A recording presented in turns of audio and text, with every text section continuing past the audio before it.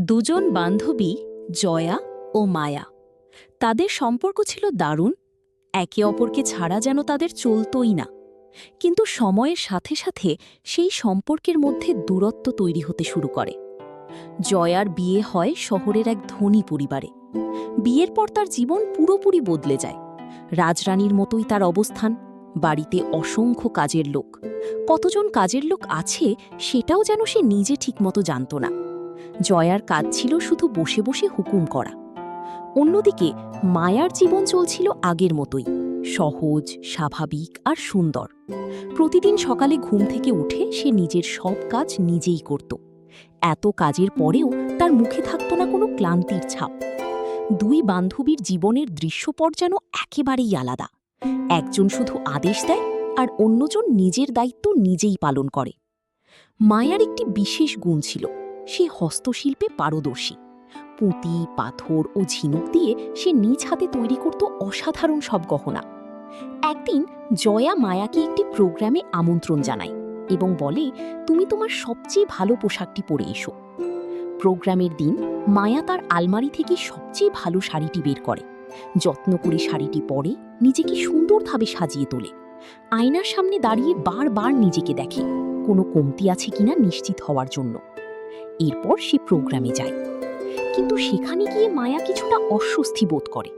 তার মনে হতে থাকে তার পোশাক যেন এই জমকালো পরিবেশের সঙ্গে মানানসই নয়। ধীরে ধীরে সে উদ্বিগ্ন হয়ে পড়ে। পার্টিতে উপস্থিত লোকজন তার পোশাক নিয়ে হাসাহাসি, ঠাট্টা আর বিদ্রূপ করতে শুরু করে। ঠিক তখনই কেউ জয়ার কাছে মায়া সম্পর্কে জানতে চাইলে জয়া তাকে নিজের বাড়ির কাজের লোক হিসেবে পরিচয় করিয়ে দেয়। এই কথা শুনে মায়ার হৃদয় ভেঙে যায়। সে আর নিজেকে সামলাতে পারে না, পার্টির মাঝেই কেঁদে ফেলে। কিছুক্ষণের মধ্যেই সেখান থেকে দ্রুত বের হয়ে যায়। বাড়িতে ফিরে সে অনেক কাঁদে, কিন্তু সেই কষ্টই তাকে শক্ত করে তোলে। সে নিজের মনে একটি প্রতিজ্ঞা করে, আমি নিজেকে বদলাবো, প্রমাণ করে দেখাবো। এরপর থেকে মায়া তার কাজে আরও মনোযোগী হয়ে ওঠে। সে আরও সুন্দর, আরও নিখুঁত গহনা তৈরি করতে শুরু করে। তার কাজের গতি ও মান দুটোই বাড়তে থাকে। নিজ গ্রামের মানুষদের কাছে সে তার তৈরি গহনা বিক্রি করা শুরু করে। ধীরে ধীরে তার আয় বাড়তে থাকে। মানুষের কাছে তার কাজের চাহিদাও বাড়তে থাকে। কাজের চাপ বাড়ার সঙ্গে সঙ্গে মায়া একটি ছোট প্রতিষ্ঠান গড়ে তোলে। সেখানে কয়েকজন মানুষকে কাজ দেয়।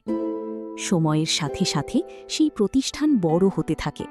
একসময় তা একটি সফল কোম্পানিতে পরিণত হয়। এখন মায়া শহরের একজন প্রতিষ্ঠিত ও ধনী নারী। অন্যদিকে জয়ার কোম্পানি ধীরে ধীরে লোকসানে পড়ে যায়। সে দুশ্চিন্তায় পড়ে, কি করবে, কোনো পথ খুঁজে পায় না। অবশেষে তার ম্যানেজারের পরামর্শে সে কোম্পানিটি বিক্রি করার সিদ্ধান্ত নেয়। কোম্পানিটি কিনতে আসে মায়া। গাড়ি থেকে নেমে মায়া বুঝতে পারে এটি তার সেই পুরনো বান্ধবী জয়ার কোম্পানি। তবুও সে ফিরে যায় না। সে সামনে এগিয়ে যায় এবং জয়ার সামনেই চুক্তিপত্রে সই করে। জয়া বিস্ময়ে তাকিয়ে থাকে। মায়ার এই সাফল্য দেখে সে নিজের চোখকেও যেন বিশ্বাস করতে পারে না।